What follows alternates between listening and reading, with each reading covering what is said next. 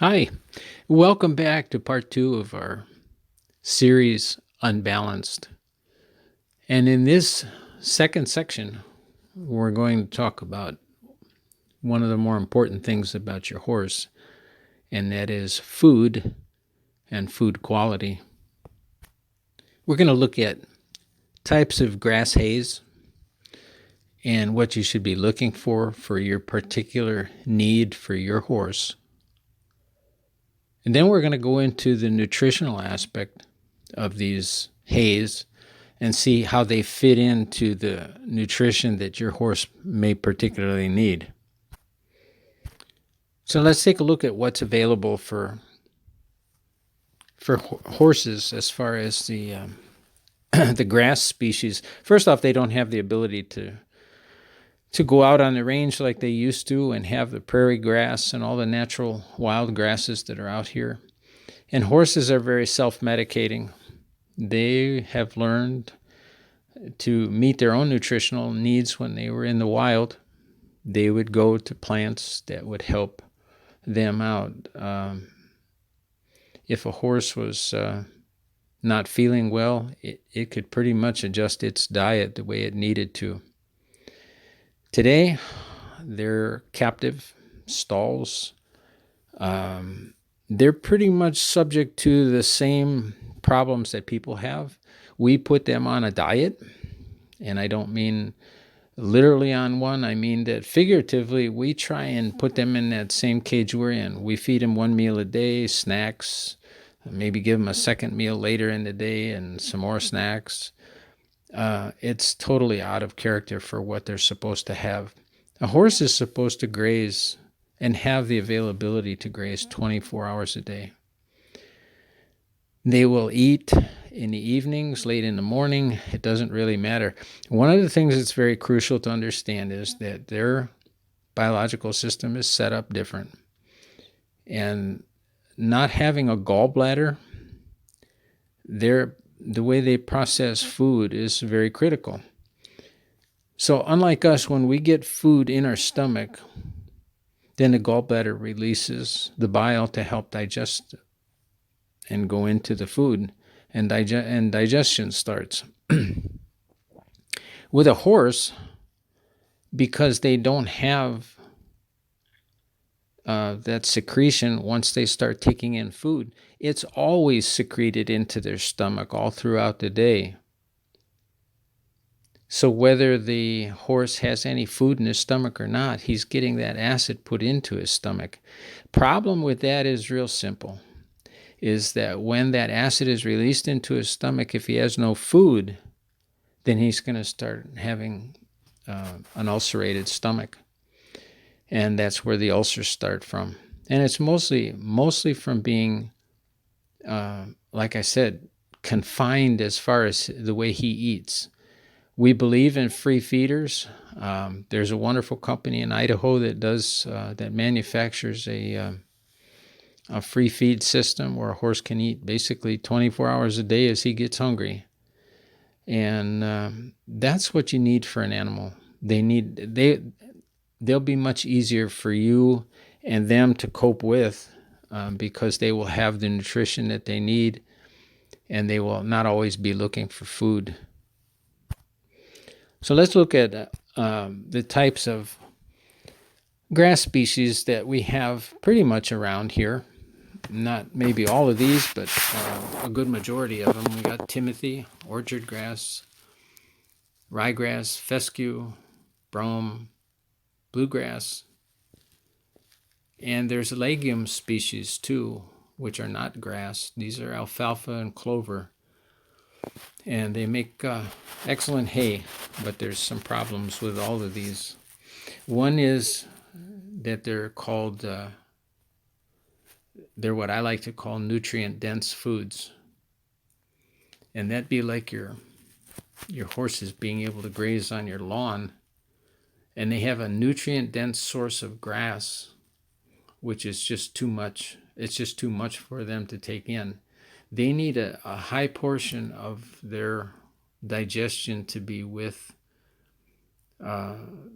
soluble fiber and protein. But as you're going to see later, and we'll talk about this in the next section, that the protein content varies with your horse's needs. So legumes, they're different from grasses because they have a bacteria that connects to the nodule of their root system, and that bacteria, they're called nitrogen fixing bacteria.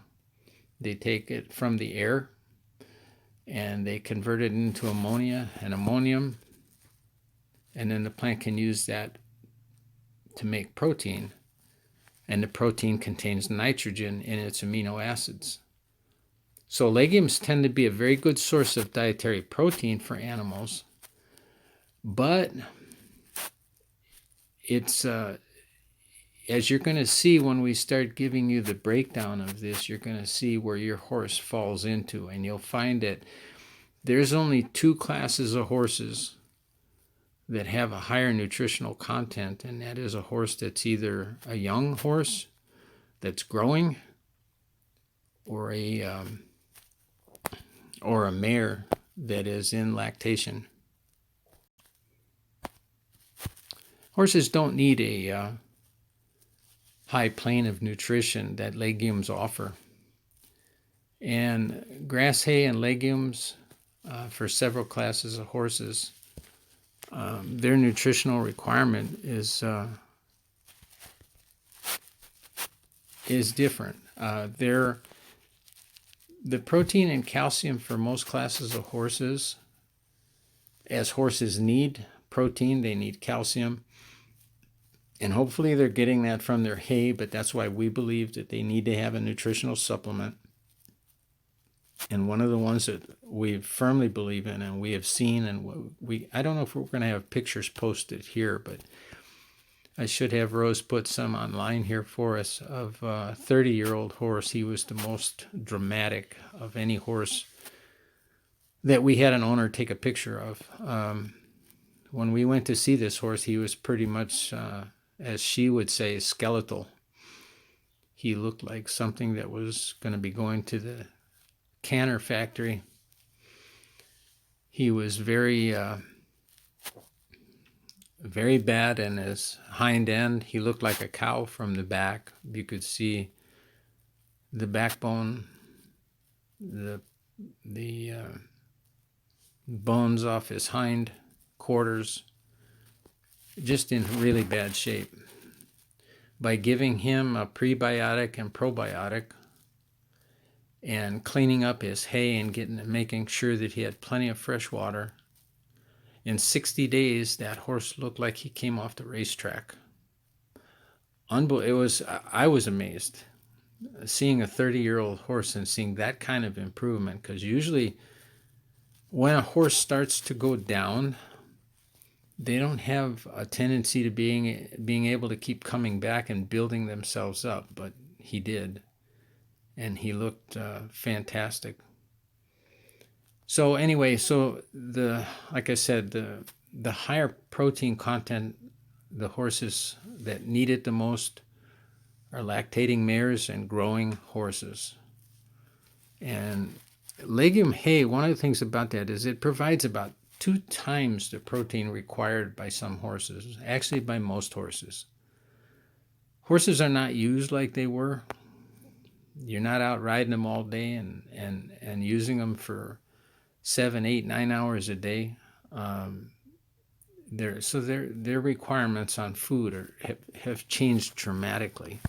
And people think they're underfeeding their horses, and they constantly think they need to be throwing them food, and that's not what they need. So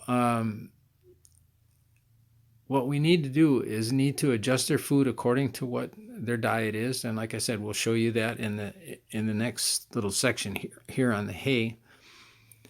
And the nitrogen excretion that comes out from too much protein, if your horse is stalled, that can be a huge irritant to their nose and lungs, as well as their kidney and liver. So too much protein is not a good thing. Horse can't, again, like I said, out in the wild, there's no way that they eat that type of protein unless they break in somewhere and find food. but out in the wild, they just don't get that type of protein. So, legume hay is likely not to be your best choice. If you have a horse that's growing or lactating, they have higher nutritional requirements, and it may benefit from being fed some legume hay. But don't forget, alfalfa hay was brought about for the dairy industry, not for horses. It was used as, coming from the Midwest, it was used as what they call green chop. It would be cut when it was maybe a foot and a half off the ground, and that green chop would be fed to the cattle. And it would just be another form of getting them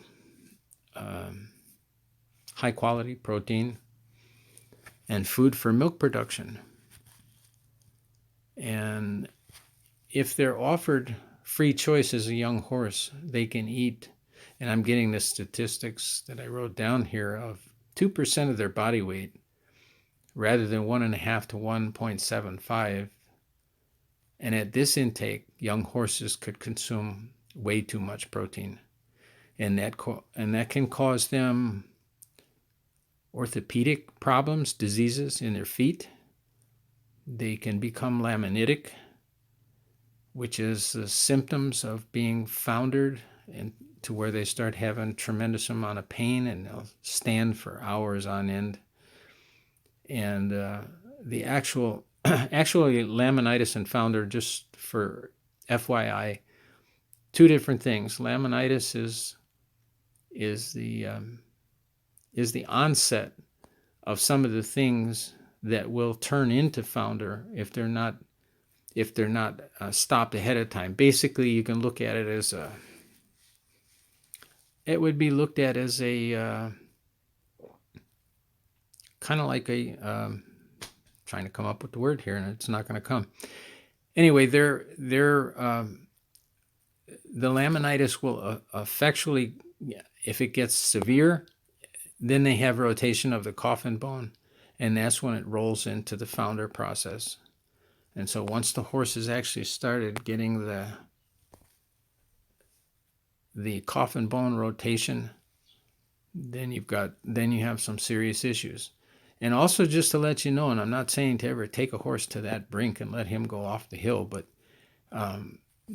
that's what I've been working with for the last 40 plus years. I've been doing this for 52 years, but 42 years of it has all been dedicated to lameness and crippled horses.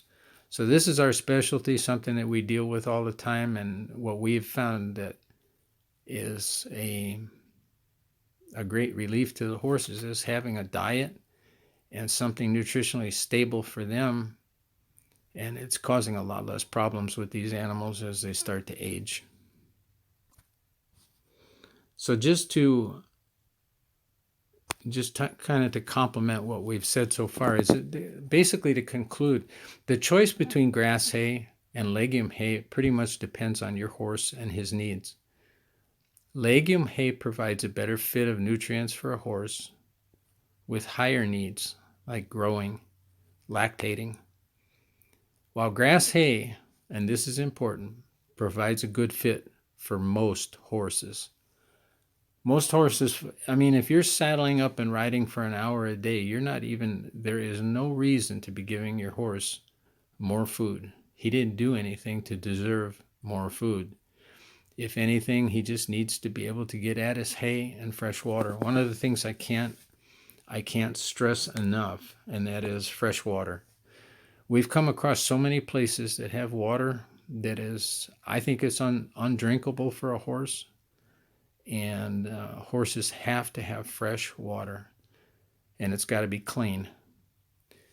So those things are real important. The other thing is minerals. Rose should have on the page here or somewhere near here, she'll have a place where you can get free feeding minerals. And these are really important because one of the things is that when you free feed minerals, a horse you will think he's literally starving to death when he starts digging into these things. After a day or two of having these minerals available, they will just eat when they need them. but they are eating them because they need them desperately in their body. And you'll see that when you dump a bag of the minerals in there and you go, oh my gosh, these things are gone within a few days or whatever. That's going to happen the first bag or so. And then after that, it will settle down tremendously because they'll have the proper nutrition from their food. And that's what we need to, that's the biologics of it. But like I said, that's one of it. The other thing to feed them as well is going to be their pre and probiotics. Today, a horse can't do without them. And I gotta bring in one more thing too about the probiotics. These are not only necessary, but they're extremely necessary because your horse's gut is being ripped apart all day long. There's two other things. One is pesticides. Pesticides are killing people and animals both. And they're a huge problem with horses. We found that diarrhea is one thing that is just, horses have a tremendous problem with diarrhea. And people don't know what it is. And as soon as we have introduced probiotics and the minerals and stuff in their diet, they've stopped. And the other thing is worming. I can't even begin to tell you where, people say, well, I just wormed them and I'm going to worm them again in another 30 days and they keep it up. You don't have to do that. Matter of fact, it's better if you don't do it at all. What you need to do about the worming, and I'm not saying not to worm your horse, I'm saying there's a proper time for it. And that is when you take a fecal sample in to the veterinarian and have an examination so that you can determine first off what kind of worms and what needs to be done to him at that point in time. When he is determined to have worms, he's treated for them. And as soon as he's off that worming medication, you go back to pumping him full of the probiotics, because what happens with the wormer is it just peels the digestive tract and takes all the beneficial bacteria and stuff that the horse needs inside his gut for good health and nutrition. So with all those things there, we'll find out now. We'll move over to the next part of this, which will be part 3, but we'll talk about the haze. We'll talk about the nutritional value. We'll talk about the, it's not a benefit of underfeeding, but I'd rather have the horse be on the side of not being too heavy and having the proper food to eat. So I would rather have him have more food available that has less protein. And basically what we're talking about with less protein is that we need to have 8 to 10%. And while I'm thinking about this too, so I can add this in, when we were just talking about the the sprays and stuff, the chemicals, that's something in the nutritional analysis that doesn't even exist. But you can have it tested for. And I would test for pesticides in my hay and see the content of it, and then it would shock you. I believe most horse owners would be appalled to see the numbers of how high pesticides are and what they're being used for. And there's just so many problems with it, from neurological diseases to gut issues to everything else. And a horse has the same